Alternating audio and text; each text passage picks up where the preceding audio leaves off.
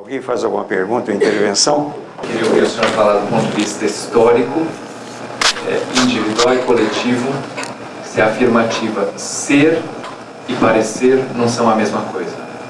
Me parece que essa discriminação tem muito de cunho econômico na história e midiático em relação a isso, né? Porque a mulher tem o poder de prole, o poder de quebrar fortunas, né? E me parece que isso continua há um longo tempo ainda, né? Essa história do ser e parecer, acho que é interessante. A colocação de vocês é muito importante e eu tenho aqui algumas observações, né?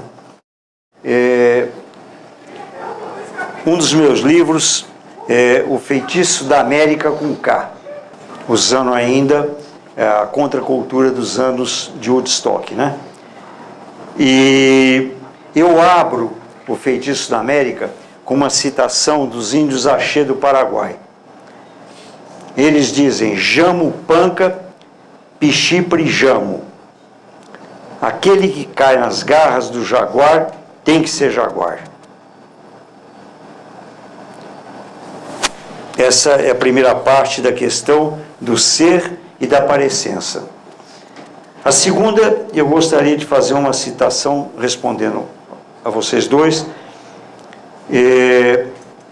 que é de autoria do Henry James.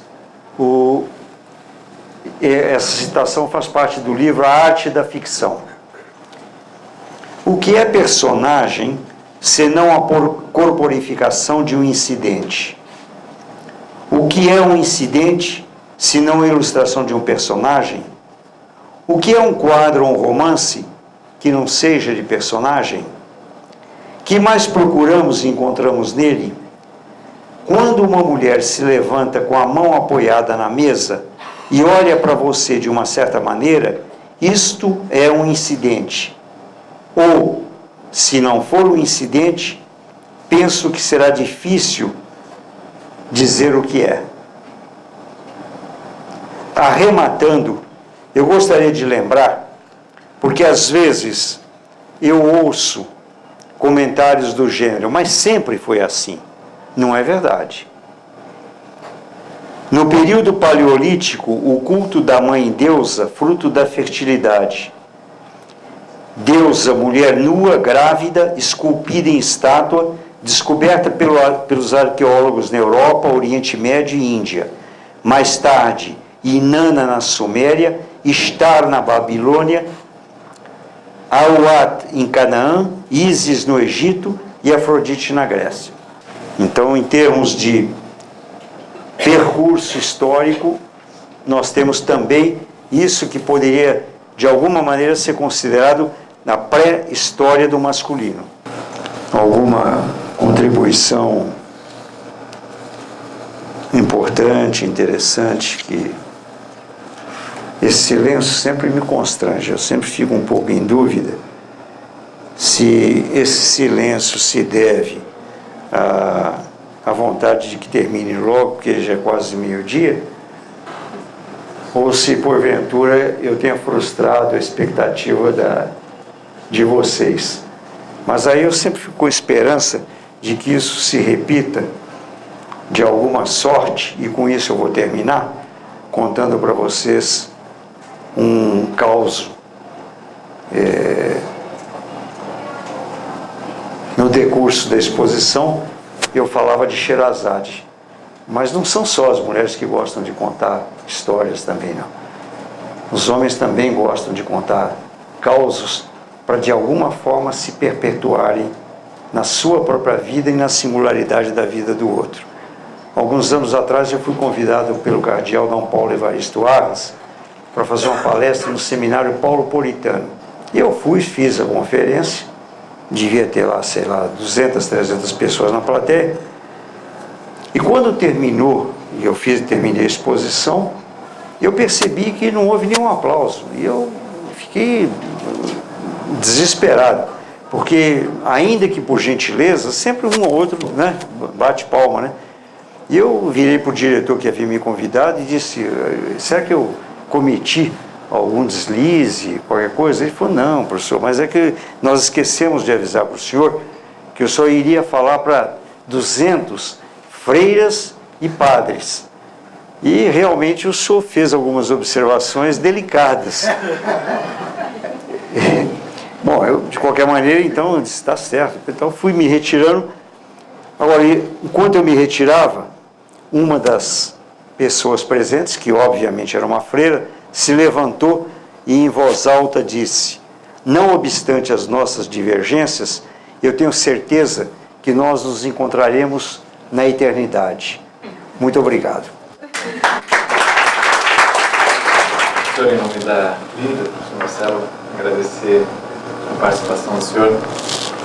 Eu tenho certeza que o silêncio foi de intimidação, de discutir temas que são temas que todos nós com certeza temos dúvidas, e eu acho que as pessoas ficam com medo de expô-las em público e às vezes achar que está rasa a discussão.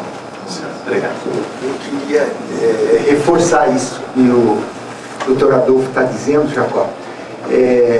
Essa plateia, frequentemente, ela dialoga, o perfil dela. E eu senti assim que a profundidade do que você nos traz intimida, e eu acho que fundiu a cuca do pessoal. Eu tive essa sensação. E você é brilhante mesmo.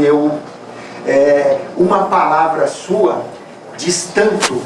Eu acho que o pessoal está intimidado mesmo, de verdade. Isso, se for prosseguindo, acho que as pessoas vão se liberando. Eu particularmente fiquei profundamente intimidado de me manifestar.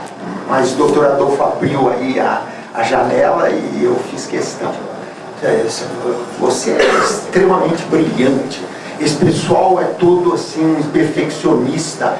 Acho que estão intimidados e com medo de falarem a palavra errada no contexto errado e assim por diante.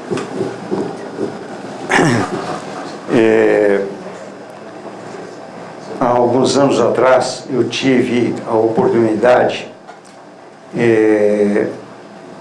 de conhecer o professor Marcelo. E eu fico encantado. Infelizmente a gente se encontra pessoalmente muito pouco, mas às vezes eu tenho a presentificação de poder conversar com ele por telefone. E o que ele me impressiona profundamente é a delicadeza. A delicadeza, nós todos sabemos que tem sido abolida do dicionário das relações humanas. Dá a impressão de fragilidade. Lamentavelmente, o contemporâneo confundiu autenticidade com grosseria. A impressão é de que, para você ser franco, você tem que machucar o outro, quando na realidade deveria ser o inverso. A manifestação de solidariedade é mais profunda, ainda mais na profissão de vocês, sem dúvida nenhuma, é essa delicadeza pela alma, pelo espírito do outro. E hoje eu estou recebendo a manifestação do Dr. Adolfo, do professor Marcelo.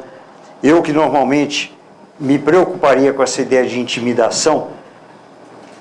Eu tenho um filho de 42 anos que é psicanalista, um de 21, um de 20, que é o Flávio, e uma menina de 16.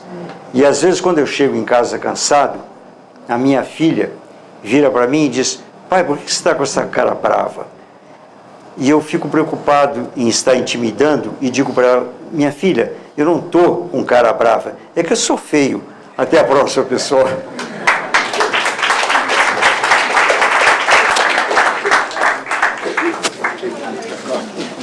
Muito obrigado, meu querido. Brilhante, você cara. Sempre é extraordinário. Você é muito delicado. Imagina, que é isso?